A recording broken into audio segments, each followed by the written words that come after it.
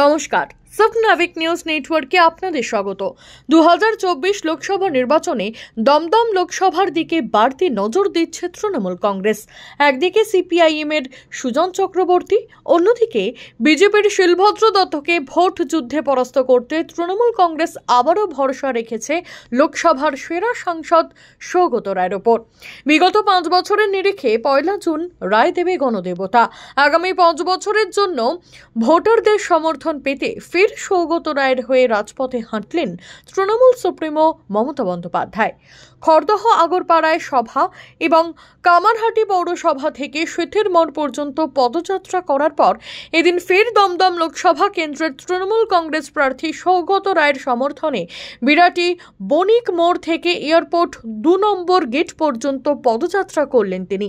মুখ্যমন্ত্রীর পদযাত্রা শুরু হতেই দেখা যায় যে রাস্তার দুপাশে ভিড় করেছেন উৎসাহী জনতা। সেই সঙ্গে স্লোগান দিতে থাকেন দলীয় কর্মী সমর্থকেরা।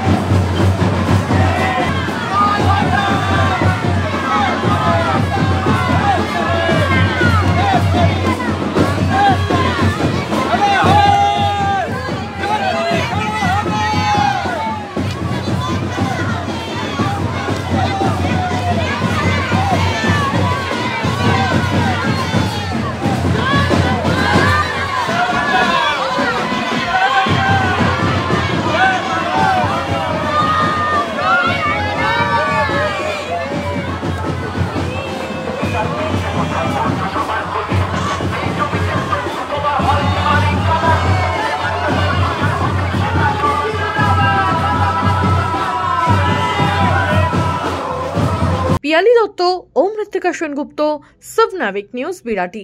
সমস্ত খবরের আপডেট পেতে লাইক করে সাবস্ক্রাইব করুন স্বপ্নাবিক নিউজ। সেই সঙ্গে বেল বাটন প্রেস করতে ভুলবেন না। আপনাদের একটা সাবস্ক্রিপশন আমাদের জন্য অত্যন্ত মূল্যবান। জয় হিন্দ।